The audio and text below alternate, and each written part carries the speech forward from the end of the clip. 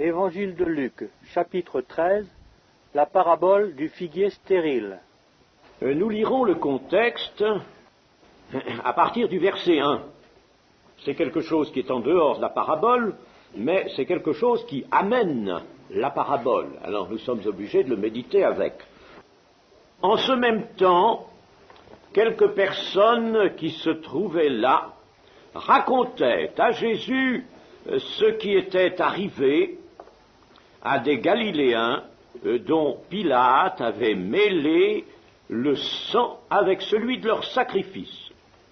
Il leur répondit: croyez-vous que ces Galiléens fussent de plus grands pécheurs que tous les autres Galiléens parce qu'ils ont souffert de la sorte?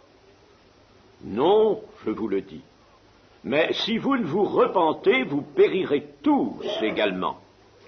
Ou bien ces 18 personnes sur qui est tombée la tour de Siloé et qu'elle a tuées, croyez-vous qu'elles fussent plus coupables que tous les autres habitants de Jérusalem? Non, je vous le dis. Mais si vous ne vous repentez, vous périrez tous également. Il dit aussi cette parabole. Un homme avait un figuier planté dans sa vigne. Il vint pour y chercher du fruit et il n'en trouva point. Alors, il dit au vigneron: voilà 3 ans que je viens chercher du fruit à ce figuier et je n'en trouve point. Coupe-le. Pourquoi occupe-t-il la terre inutilement? Le vigneron lui répondit: Seigneur, laisse-le encore cette année, je creuserai tout autour et j'y mettrai du figuier. Peut-être, à l'avenir, donnera-t-il du fruit, sinon, tu le couperas. Eh bien, ce qu'il importe, et vous le comprenez au cours de nos diverses méditations, nos études, ce qui importe, c'est de retrouver très exactement, et c'est toujours ce qui me guide, je dirais même presque ce qui me harcèle, c'est de retrouver la pensée du Seigneur. L'apôtre Paul dit dans les Corinthiens: nous avons la pensée du Seigneur, et il parle des hommes spirituels à qui Dieu révèle les profondeurs même de Dieu. Eh bien, c'est notre recherche. Je dis notre recherche.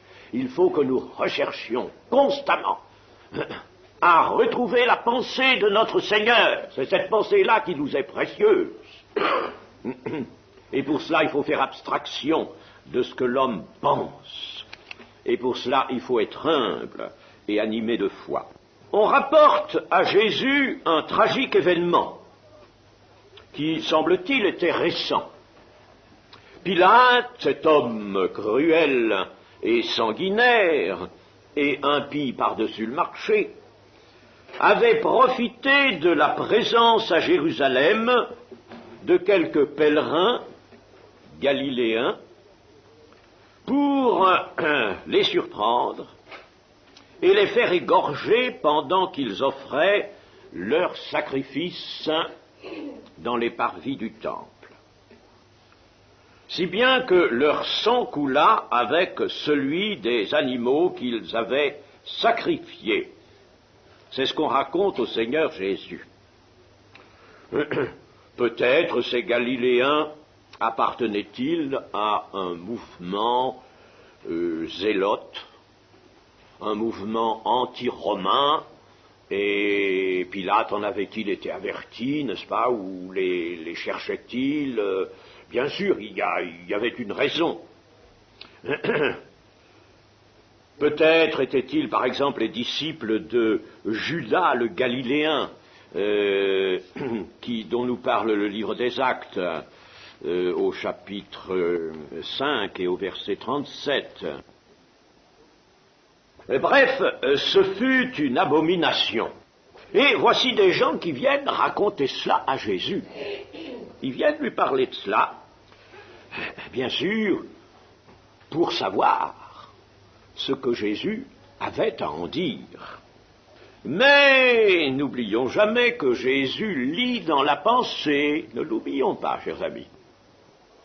Sachant la pensée de ses interlocuteurs, sa réponse tient compte de cela, n'est-ce pas? Et c'est par la réponse que fait Jésus que nous apprenons, nous aussi, ce qu'il y avait dans le cœur de ses interlocuteurs. Il y avait tout d'abord l'empressement d'une vaine curiosité. C'étaient des hommes. Ça arrive souvent, ça, que l'on vienne vers quelqu'un d'important. Jésus était vu comme un rabbi, et alors qu'on vienne lui raconter quelque chose, n'est-ce pas, avec l'empressement d'une curiosité d'abord, et puis l'empressement aussi de gens qui, à côté des Galiléens imprudents et de Pilate le sanguinaire, se sentent eux-mêmes des sages et des hommes prudents. Nous ne sommes pas comme ces Galiléens qui vont là fomenter des révolutions. Nous ne sommes pas non plus comme cet affreux Pilate, n'est-ce pas? Nous sommes d'autres hommes. Oh, chers amis, le cœur humain, comme Dieu le connaît bien. Et en somme, il s'attribuait cette justice que l'on aime bien volontiers s'attribuer. Et ces informateurs du Seigneur Jésus pensaient qu'un aussi grand malheur ne pouvait être dû ou ne pouvait être qu'un châtiment divin. La réponse du Seigneur intervient sévère. Elle intervient comme l'action de cette épée à double tranchant qu'est la parole de Dieu, qui sépare esprit et âme, l'esprit seul qui peut s'affairer de la vérité, l'esprit et l'âme dans laquelle se trouve tout ce complexe humain de nature hypocrite. Séparer âme et esprit, nous dit l'Épître aux Hébreux. L'épée vient séparer moelles et jointures et moelles. Âme et esprit. Et c'est ce que fait la réponse du Seigneur Jésus, qui est vraiment l'épée à double tranchant. Elle transperce la conscience de l'homme. Et cette réponse va stigmatiser l'endurcissement des cœurs et s'en prendre directement à cet endurcissement des cœurs.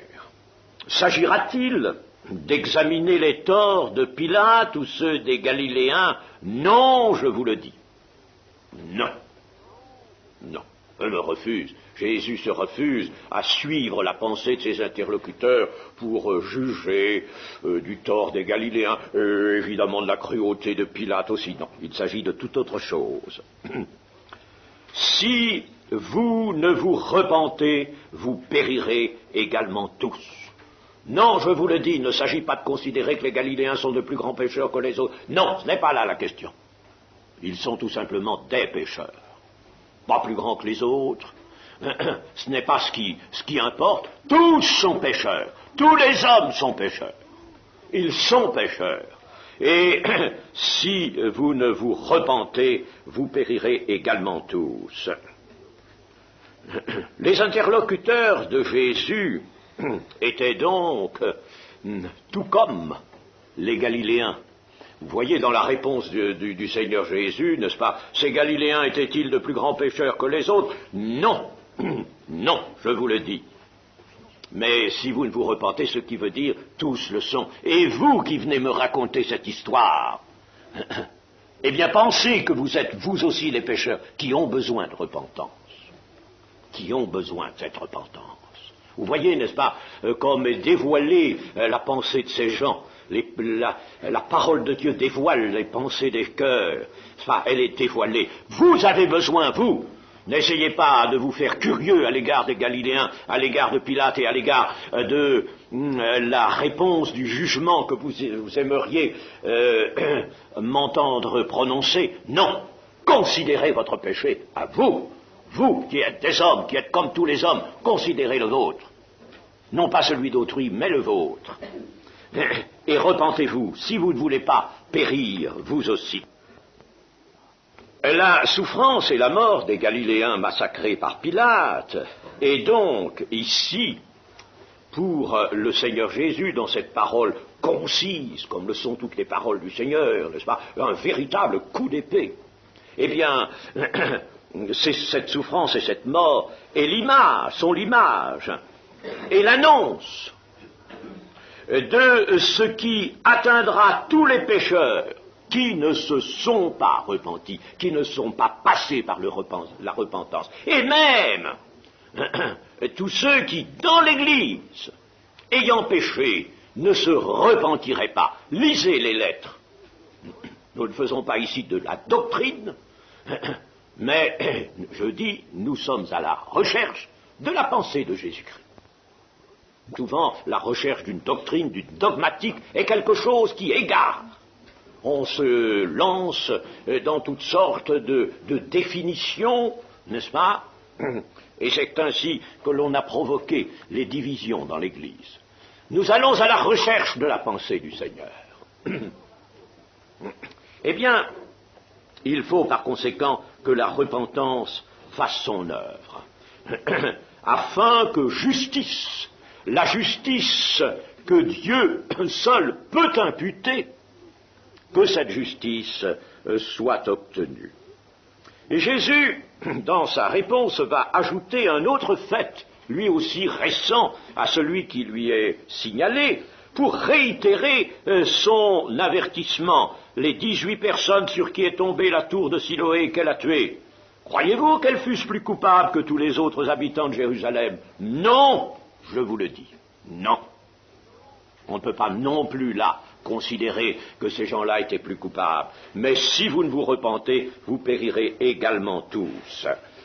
Les tragédies qui ensanglantent la terre sont l'annonce du juste jugement de Dieu frappant les hommes au cœur endurci, c'est-à-dire un cœur qui n'a pas cédé sous la pression du Saint-Esprit, car la pression du Saint-Esprit s'exerce sur tous les cœurs, tout, le pire des athées, le plus, si vous voulez, le plus intrépide des incrédules, des athées, des communistes, si vous voulez, n'est-ce pas? Eh bien, le Saint-Esprit fait pression, c'est ce que veut dire le Seigneur Jésus dans l'évangile de Jean. Le Saint-Esprit convaincra, le Paraclet convaincra le monde de péché, de justice et de jugement, et cela pour amener les cœurs des hommes à la repentance. Mais lorsque le cœur s'endurcit, que les oreilles refusent d'entendre, que les yeux ne veulent pas voir, alors Dieu ne peut pas guérir, Dieu ne peut pas sauver. Devant la justice de Dieu, ainsi tous les hommes sont égaux, c'est-à-dire également responsables devant la justice de Dieu. Tous sont responsables. Et la réponse de Jésus a aussi ce sens. Si vous ne vous repentez, vous périrez tous également, sans distinction. Tous également. Ne considérez pas le péché des autres, mais le vôtre, votre état de péché, qui n'est enlevé que dans une réelle repentance et par l'action de la foi qui appelle celle de la grâce de Dieu. Et nous en arrivons à la parabole. D'abord, disons comment elle peut s'enchaîner avec ce que nous venons de voir, avec ce qui la précède. L'enchaînement est dans cette pensée du Seigneur. Voyons un peu ce que ferait un homme qui a un figuier stérile dans sa vigne. Cet homme ferait ce tout possesseur de vigne ferait, ce que vous feriez tous. C'est bien ainsi que fait Dieu. La sagesse de Dieu n'est pas moins grande que celle d'un propriétaire de la vigne et d'un figuier planté dans sa vigne qui, depuis 3 ans, refuse de donner du fruit, ne donne pas du fruit. Eh bien, que dirait-il? Coupe-le. Dieu ne fait pas. La sagesse de Dieu n'est pas autre. Et pour vous montrer qu'il s'agit bien, en effet, de cette transition-là, nous allons lire dans Luc, au chapitre 3 et au verset 7.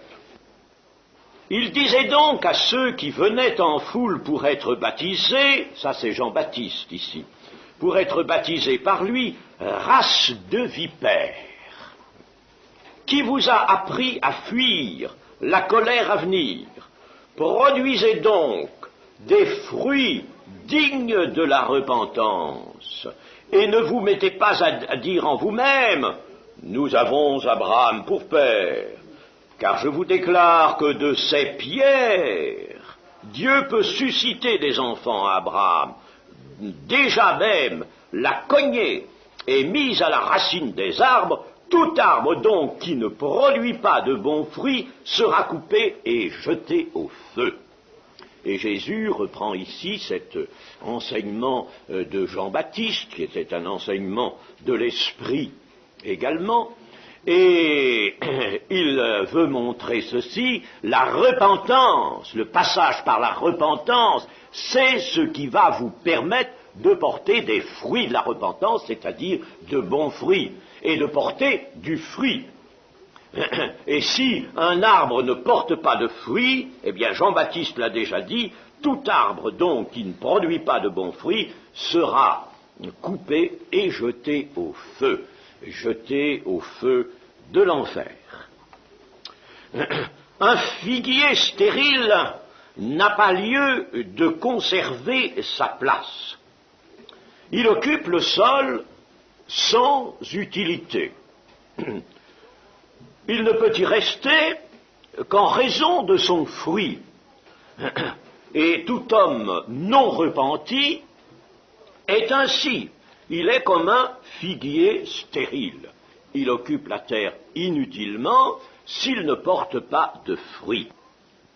En somme, la destinée de l'arbre est dépendante du fruit porté. Traduisons cela toujours, tout de suite, dans les termes directs. Tout homme qui ne porte pas le fruit attendu de Dieu doit être coupé comme l'arbre et jeté au feu. Tout homme qui ne porte pas le fruit de justice, car c'est l'expression que nous pouvons prendre dans l'Écriture, le fruit de justice, n'est-ce pas? C'est-à-dire le fruit qui provient de l'action de l'Esprit dans un cœur libéré, affranchi du péché, qui ne porte pas ce fruit, alors c'est un homme qui est resté hors de l'œuvre de rédemption de Dieu, qui s'est tenu en dehors parce qu'il ne s'est pas repenti, et vous voyez que le passage par la repentance est quelque chose d'essentiel. Et c'est pourquoi le message de Jean-Baptiste, repris par le Seigneur Jésus, premier message a été « Repentez-vous, car le royaume de Dieu ou des cieux est proche ». Aujourd'hui, de notre temps, mes amis, il arrive que l'on propose l'évangile et les faveurs de Dieu, je dirais, par l'évangile, sans parler de la repentance. Et l'on fait une œuvre impie, je n'hésite pas à la qualifier d'impie. Annoncer l'évangile en disant « vous serez heureux, vous venez, mais acceptez, adhérez en quelque sorte », c'est prêcher un faux salut. Il faut prêcher la repentance. Dans ce même évangile de Luc, à la fin de l'évangile, le Seigneur Jésus le dit bien, n'est-ce pas? La repentance et le pardon des péchés en mon nom seront prêchés. Repentance et pardon des péchés en mon nom. Ça, c'est à la base. Et ça reste à la base. Et ce n'est pas parce que nous sommes dans la deuxième moitié du XXe siècle et que les choses, dit-on, ont évolué pour changer cela. Le message de Dieu, lui, n'a pas changé. Et il faut que nous sachions cela. Et il faut que nous sachions, nous qui sommes chrétiens, vous qui êtes chrétiens, eh bien, sachez ceci, c'est que vous avez encore besoin de la repentance. Vous en avez encore besoin, et il faut en user dès que votre conscience, qui doit être transparente, dès que votre conscience vous fait sentir une charge, quelque chose, allez devant le Seigneur. Il est là pour intercéder, il est prêt, il est disposé, il est notre avocat auprès du Seigneur. Son sang parle mieux que celui d'Abel, mais encore est-il qu'il faut aller par repentance avec un cœur qui sait s'humilier et se briser. Ainsi, la destinée de l'arbre est dépendante du fruit porté, donc dépendante de la repentance par une vraie conversion que permet la foi, afin que se produisent des œuvres justes. Il est question dans l'Écriture de fruits, le fruit qui est même appelé le fruit de l'esprit dans Galates 5. Il est question de fruits, et il est question aussi d'œuvres justes ou d'œuvres bonnes. D'œuvres bonnes. Je n'emploie pas l'expression bonnes œuvres qui peut prêter à confusion, étant donné l'usage qui a déplacé la chose, l'usage qu'on en a fait a déplacé la réalité des bonnes œuvres. Mais le Seigneur Jésus a bien parlé d'œuvres bonnes ou de bonnes œuvres. Hein? Et l'apôtre Paul prêchait dans l'Église la pratique d'œuvres bonnes, d'œuvres justes. Alors, quelle est la différence entre le fruit de l'esprit et les œuvres bonnes ou justes des saints, celles qui vont permettre aux saints d'avoir un habit de lin fin, n'est-ce pas, lorsqu'ils paraîtront devant le Seigneur? Eh bien, la différence entre le fruit de l'esprit et les œuvres, et qui toutes deux apparaissent comme la production, la traduction, la manifestation de la foi. La foi est intérieure au cœur. Et la foi se manifeste par cela. Eh bien, la différence entre le fruit et les œuvres est celle-ci. C'est que le fruit, il se produit dans l'homme, sur l'homme, dans l'homme, sur l'homme. Un arbre porte du fruit, n'est-ce pas? Il est accroché aux branches. Il se produit sur la personne du disciple de Jésus. On verra sur lui, par exemple, le fruit de l'amour, le fruit de la douceur, bénignité, le fruit, tout fruit, n'est-ce pas, comme, par exemple, on peut se baser à l'énumération de Galates. Le fruit de l'esprit, c'est l'amour, c'est la foi, c'est la paix, c'est la patience, c'est la bonté, c'est la bénignité, la fidélité, la douceur, la tempérance. Ça, on le verra sur la personne. La tempérance, la douceur, etc., on ne va pas le voir à côté, on va le voir sur la personne. Donc le fruit, c'est quelque chose qui est porté. Porter du fruit, c'est porter. Ça vient de la foi. Tandis que les œuvres, elles vont se manifester autour. Les œuvres vont se manifester dans son comportement vis-à-vis des autres, dans ce qu'il va faire, dans son milieu principal qui est l'Église d'abord, n'est-ce pas, au milieu de ses frères et de ses sœurs, puis au milieu aussi des personnes qui forment son entourage social. Alors là, son comportement, il va être aimé des autres, il va être écouté, il va être recherché, on écoutera volontiers le bon verset qu'il sait citer de temps à autre, la bonne parole par laquelle il réchauffe l'âme, et puis aussi le geste qu'il aura quand il le faudra, n'est-ce pas? Voilà les œuvres, elles sont à l'extérieur, tandis que le fruit est porté sur la personne. Mais c'est la même chose quant à l'origine. Quant à l'origine, le fruit et les œuvres justes, ou les bonnes œuvres, n'est-ce pas, sont la production de la foi intérieure des cœurs, et ne doivent être que ça. Ce sont les œuvres préparées d'avance par Dieu pour ceux qui ont été créés en Jésus-Christ. Ceux qu'il a créés en Jésus-Christ, il les a aussi prédestinés à l'accomplissement de ces bonnes œuvres, de ces œuvres qui sont préparées d'avance. Cette précision étant donnée, méditons notre parabole. Dans le chapitre 15 de Jean, le vigneron est Dieu, le Père. Mon Père est le vigneron. Et Jésus, lui, se fait le cep. Et puis, ses disciples sont les sarments, attachés au cep. Voilà, n'est-ce pas, pour Jean 15. Mais ici, c'est différent. Toute image se manie et le Seigneur Jésus, vous savez, ne s'embarrasse pas quelquefois de nos subtilités d'esprit ou de notre tendance à tout généraliser. À généraliser, par exemple, n'est-ce pas, si l'on veut que le vigneron soit toujours Dieu et que Jésus soit toujours le cep. Ben non, lui, Jésus changera l'utilisation de l'image. Ici, par exemple, eh bien, le maître de la vigne est Dieu, non pas le vigneron, c'est Jésus-Christ, précisément. N'est-ce pas? Là, ça change.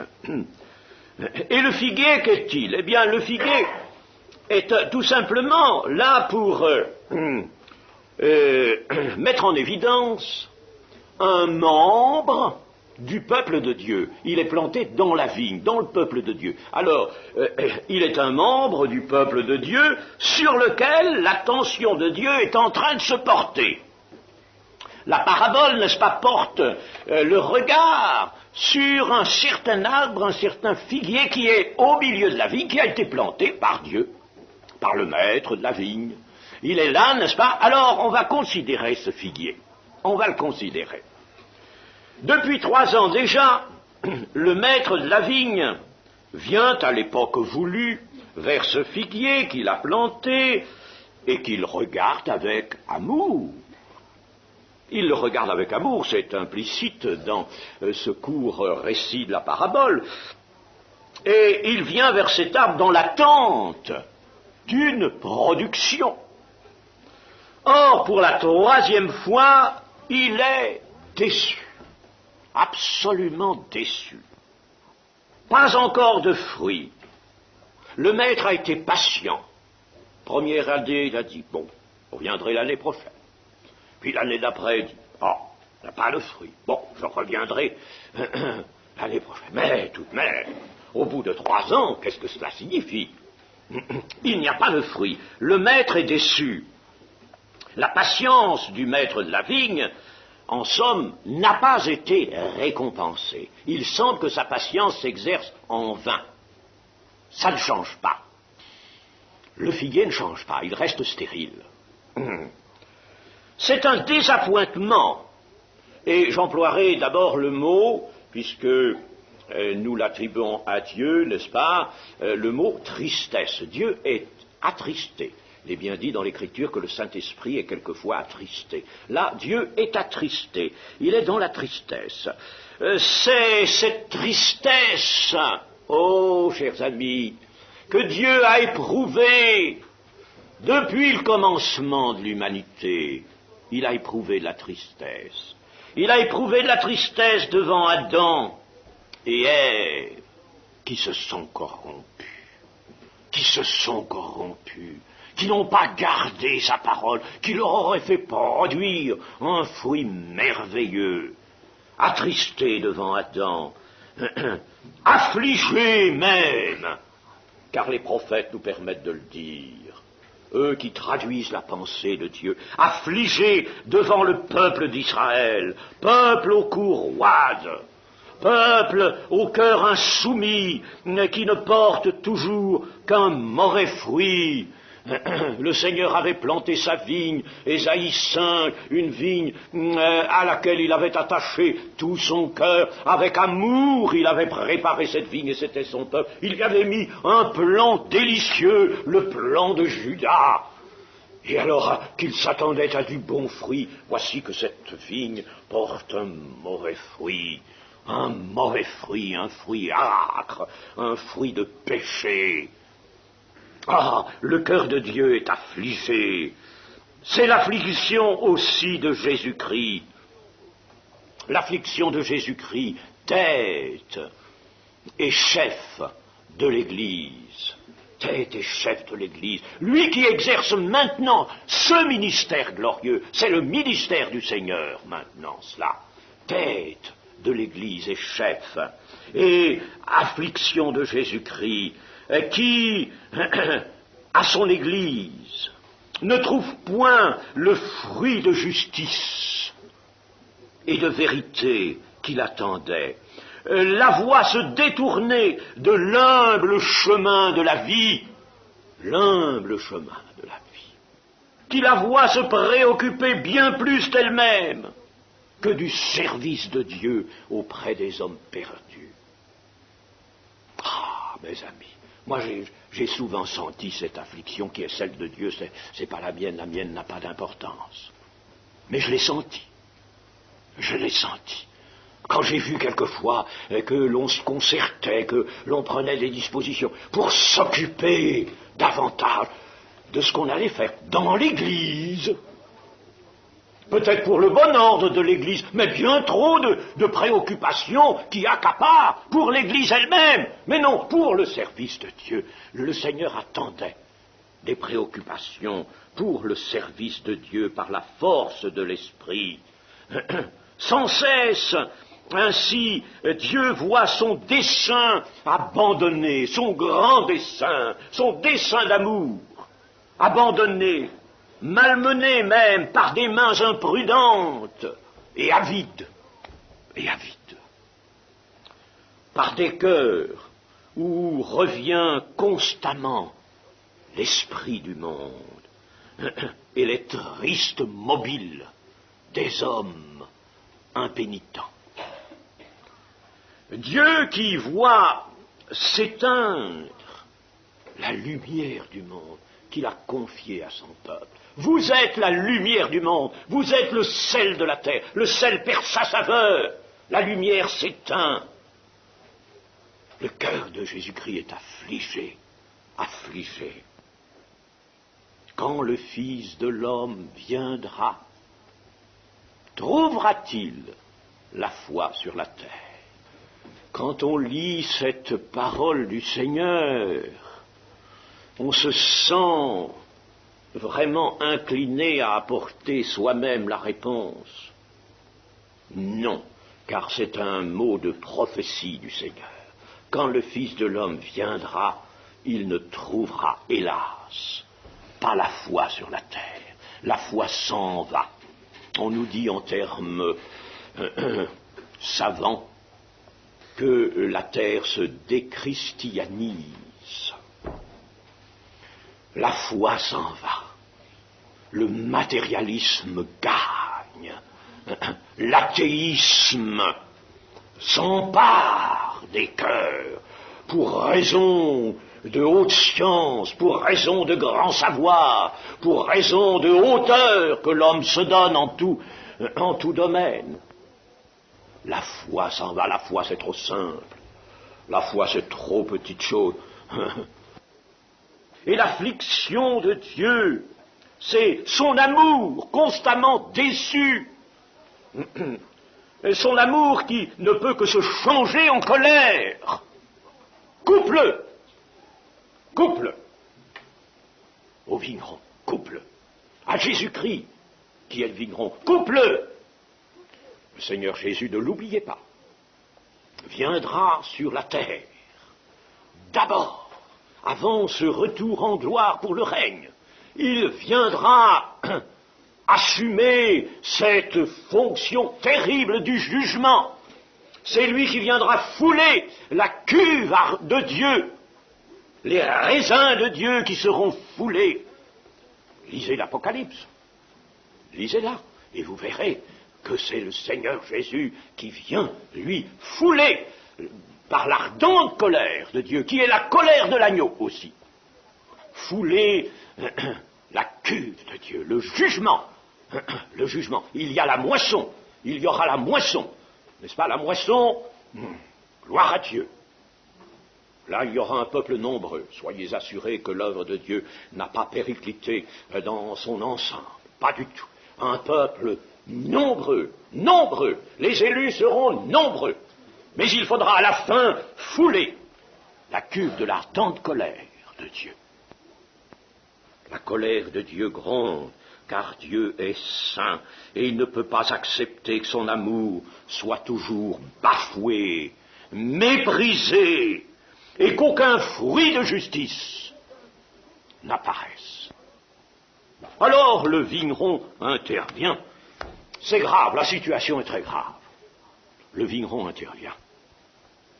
Il intervient pour dire au maître de la vigne, « Seigneur, laisse-le encore cette année.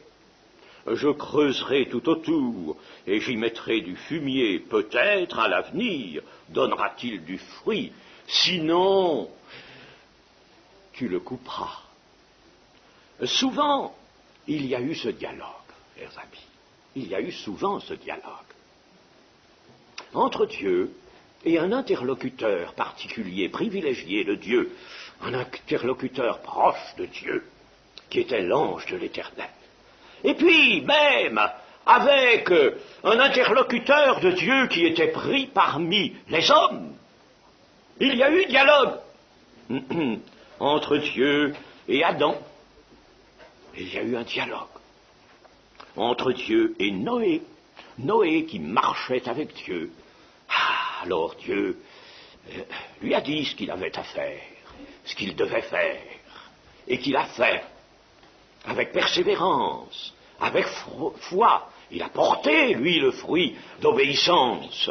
Il a porté un fruit qui a permis à Dieu de sauver 8 personnes en tout, et de sauver l'humanité par ces 8 personnes. Il y a eu dialogue et quel dialogue? Entre Dieu et Abraham.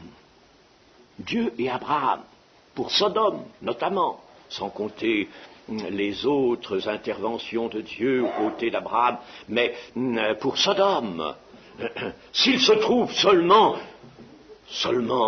10 justes, Seigneur, détruiras-tu cette ville? Ah, non, je ne la détruirai pas. Je ne la détruirai pas, dit Dieu, qui se laisse questionner.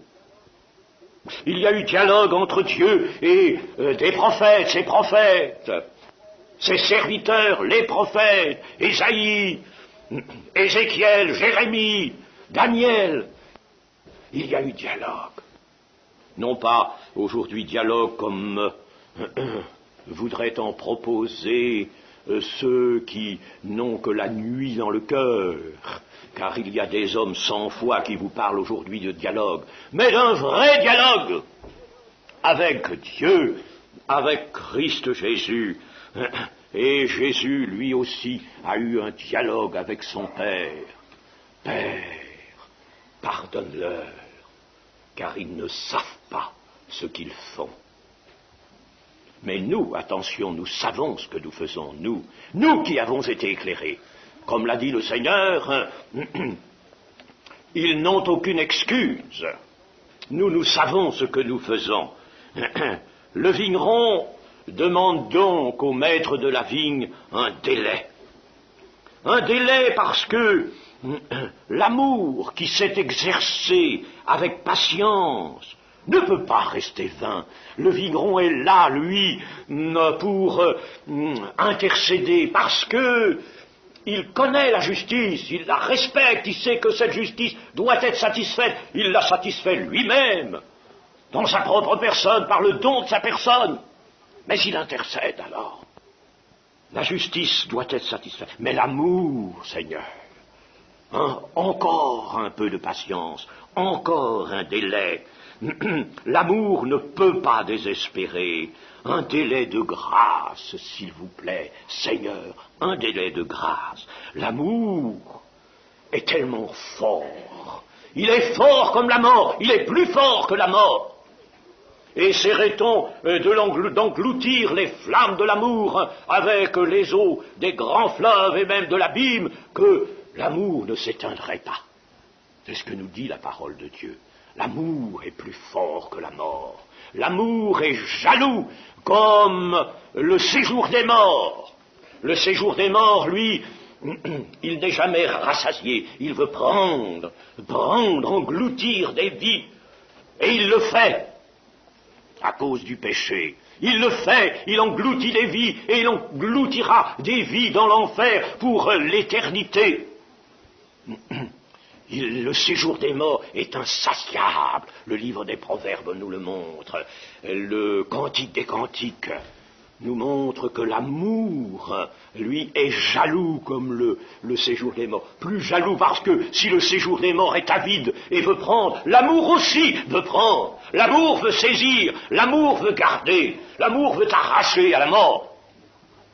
Ah, chers amis, nous avons dans cette parabole, en somme, ce combat, cet assaut entre la justice qui dit coupe-le et l'amour de Dieu par le Vigron qui dit encore un temps, laisse encore une année, et alors je vais intervenir, je creuserai une rigole tout autour, je nourrirai le pied, je vais nourrir le pied, et alors tu reviendras l'année prochaine. Si malgré cela il ne porte pas de fruits, tu le couperas à ce moment-là. Mais peut-être, portera-t-il du fruit, peut-être à l'avenir donnera-t-il son fruit. Alors l'amour, comme dit 1 Corinthiens 13, ne désespère jamais. Ah, chers amis, cela, c'est la pensée du Seigneur, tout cela. La pensée du Seigneur, mes amis. Que cette pensée soit en nous. Amen.